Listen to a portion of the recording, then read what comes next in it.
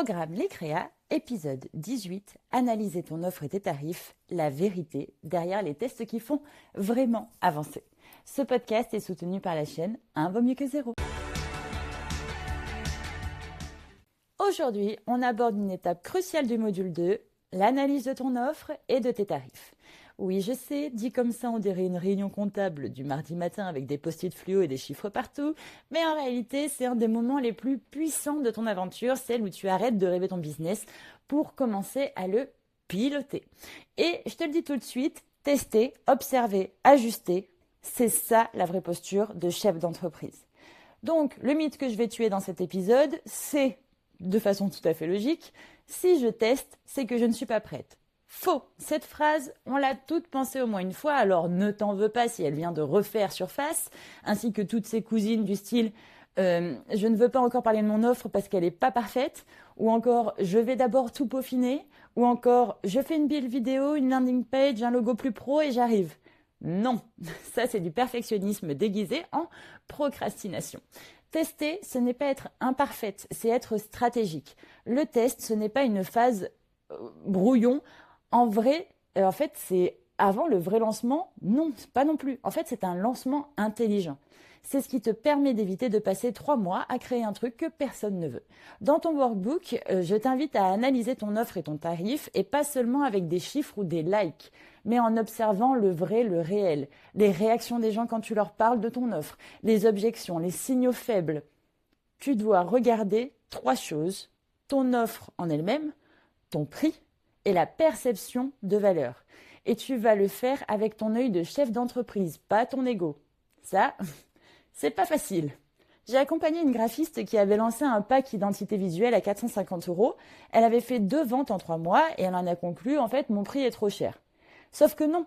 En fait, en échangeant, j'ai posé des questions sur l'observation qu'elle aurait pu avoir justement lors de ces échanges avec les prospects. Et en réalité, on s'est rendu compte que le vrai problème, c'était pas le tarif. C'était le message. En fait, ces clients ne comprenaient juste pas la valeur du pack, ce que c'était et pourquoi ce serait intéressant.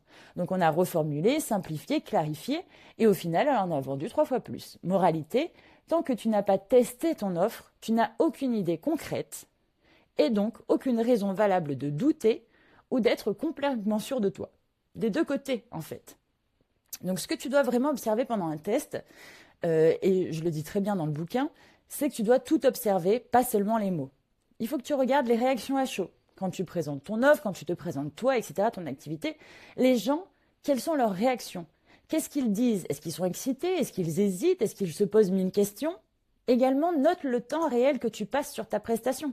Parce que chaque fois que tu fais une prestation, il faut être sûr qu'elle soit rentable. Et des fois, on pense qu'elle l'est, et jusqu'à ce qu'on se rende compte qu'en fait, on est en train de passer 8 heures sur un truc qu'on facture 2. Donc, c'est pas bon. Les calculs sont pas bons. Également, il faut observer le degré de waouh, parce que tes clients qui sont soit juste satisfaits, soit bluffés, ça n'a rien à voir. Entre un merci beaucoup et je vais en parler à tout le monde, il y a justement tout un monde. Ensuite, il y a aussi lister les objections récurrentes, c'est super intéressant parce que par exemple, c'est trop cher, j'ai besoin de réfléchir, je ne comprends pas exactement ce que vous faites. En fait, toutes ces phrases, ce sont vraiment des données précieuses pour pouvoir ajuster ton message. Et enfin, eh bien, il faut évaluer la facilité de communication et de réservation. Parce que si tes prospects doivent passer par 3 formulaires et 2 DM avant de payer, clairement c'est mort, hein. Ils vont pas le faire. Il y a 6 pièges à éviter qui me viennent là tout de suite à l'esprit dans cette phase de test. D'abord, c'est vouloir tout finaliser avant de tester. La perfection, comme je te l'ai déjà dit, c'est l'ennemi de la clarté. C'est clairement de la procrastination. Tu n'as pas besoin d'une version parfaite pour avoir un retour pertinent.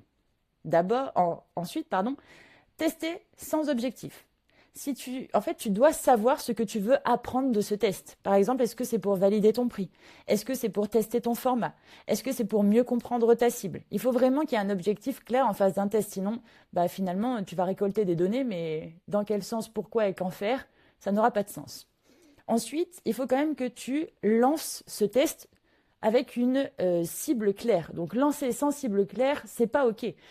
Tu ne peux pas tout tester sur tout le monde. Il faut être précise. Je veux voir si cette offre parle aux freelances en reconversion. Je veux voir si cette offre parle effectivement aux femmes entre 35 et 45 ans. Je veux voir si. Donc c'est vraiment important de bien définir ta cible par rapport à ce test. Ensuite, trop tester gratuitement. Offrir, c'est bien, mais trop de gratuit, clairement, ça fausse la donne. Parce que les gens, ils se comportent pas pareil que quand ils paient. Et en plus de ça, ce qui est gratuit a souvent pas de valeur. Donc ce qui est gratuit n'a pas de valeur. C'est effectivement une phrase qui n'est peut-être pas adaptée à 100% des cas, mais à 99,99%. Donc c'est pour ça que je te la donne quand même. Enfin, il y a aussi le fait de ne pas communiquer ton test. Bah oui, un test, en fait, il faut en parler. Il faut vraiment y aller. Donc parle-en, invite, relance. Un test discret, c'est un test inutile. Il faut vraiment se lancer à 100%, à corps perdu là-dedans. Sinon, forcément, les retours que tu auras, c'est pareil. La viabilité, et en plus, il y a une forme aussi de quantité. Il y a besoin d'avoir plusieurs retours. Si tu fais un test sur une personne, c'est très sympa, mais bon, c'est pas révélateur d'un marché ou du coup de données qui vont vraiment être exploitables pour toi. Et enfin, avoir peur de l'échec. Et oui, ça c'est le plus important. Souvent quand on teste, on a peur que le test ne soit pas positif. Et en plus de ça, on a tous été à l'école avec les résultats négatifs qui sont très très mal vus. Alors qu'en réalité, en fait, c'est juste un indicateur pour nous dire, ok, ça c'est pas le bon chemin, va à côté. Et justement, c'est ce qui va nous permettre de réussir. Donc, il ne faut pas avoir peur de l'échec. Il faut même peut-être presque l'apprécier, mais je ne suis pas certaine que tout le monde en soit capable. Mais vraiment, il faut fêter ces échecs parce qu'en réalité, c'est un gain de temps précieux. Donc voilà, un non, c'est pas un rejet, c'est une boussole. C'est ce qui te montre ce que tu as à ajuster, ce que tu as à modifier pour justement te rapprocher plus rapidement, plus vite et de la meilleure façon de la réussite. Donc vraiment, ça, il faut avoir un mindset qui change un petit peu de nos habitudes, de notre éducation, de nos mœurs, de ce qu'on a l'habitude de côtoyer au quotidien autour de nous. Une artisane que j'ai accompagnée voulait justement tester un atelier créatif. Elle avait tout préparé. Support, ambiance, déco, tarif, tout top. Mais en fait, elle n'a pas vraiment communiqué. Et elle voulait voir si ça se remplissait tout seul. Zéro inscription, on n'est pas surpris. Et elle a conclu, ça n'intéresse personne. Non, c'est pas ça. Pas du tout. Donc bizarrement, quand elle a reposté la même offre 2 semaines plus tard, mais en expliquant simplement à qui c'était destiné et ce qu'on allait y vivre, etc., et pour qui c'était fait, tout le monde a pu réserver. Donc le problème, c'est pas l'offre, c'est le silence qui était autour de l'offre.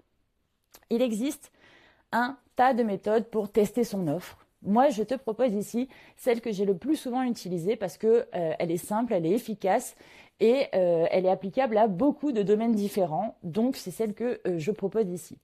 D'abord, il faut clarifier l'essence de ton offre. Qu'est-ce que tu proposes à qui et à quel prix? Ensuite, il faut une version testable, une version bêta ou quelque chose de simple, un échantillon.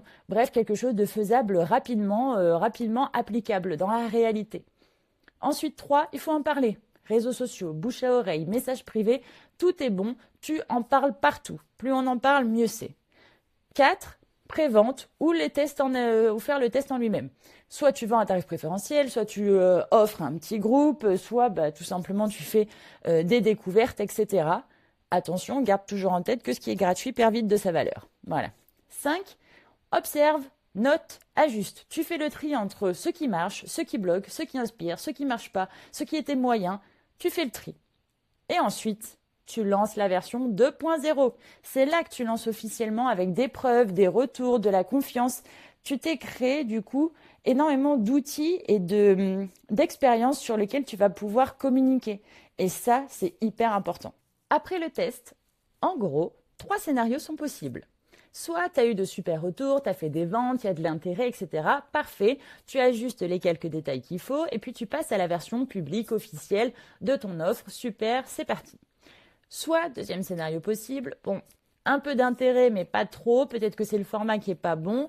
Bref, on ne jette pas tout, on garde l'essence de l'offre, on change peut-être la forme, on change le canal, un petit peu l'angle, voilà, on fait les modifications nécessaires et ça roule. Troisième scénario, pas de vente, ou en tout cas elles sont des ventes très timides et on voit des freins récurrents apparaître. C'est pas ton offre le problème nécessairement, c'est peut-être ton message ou ton tarif. Donc tu ajustes, tu reformules, tu recrées et tu retestes. Les entrepreneurs qui réussissent ne sont pas celles qui trouvent la bonne idée du premier coup. Ça c'est faux, c'est une pensée qui en réalité n'existe absolument pas dans la réalité. Celles qui réussissent, ce sont celles qui testent, observent, corrigent et recommencent. Tester, observer, corriger. Tester, observer, corriger. Parce que tester, c'est pas douter de soi, mais c'est apprendre de son marché, rester actuel, toujours évoluer dans l'actualité du monde dans lequel s'inscrit notre entreprise. Et ça, c'est ce qui fait la différence entre un projet qui s'essouffle et une entreprise qui dure. Ne cherche pas la validation, cherche les données. Parce que ce ne sont pas les compliments qui font avancer ton business, ça flatte juste ton ego, ce sont les retours honnêtes. Donc c'est pareil, les retours et les critiques, quand elles sont constructives, quand elles sont intéressantes, on les prend, on les analyse et on les transforme en opportunités de pouvoir faire évoluer son offre, son entreprise et soi-même. Demande-toi, qu'est-ce que j'ai appris de ce test? Qu'est-ce que je garde? Qu'est-ce que je change? Et avance. Une entrepreneur qui analyse, c'est une entrepreneur qui s'ancre. Attention, l'analyse ne doit pas te bloquer dans tes actions. Okay, elle est nécessaire pour avancer, retester et refaire. Ce n'est pas une analyse où on arrête tout et on réfléchit pendant 3 semaines. Hein. Voilà.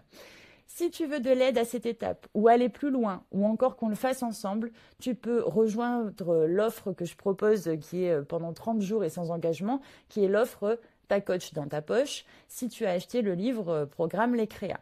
Je serai alors présente au quotidien par messages, vocaux ou vidéos afin de t'aider à analyser, reformuler, repositionner ton offre sans te perdre et t'accompagner dans la phase de test.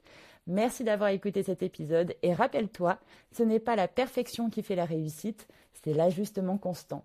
Tu es solo, mais tu n'es jamais seul. À très vite dans le prochain épisode.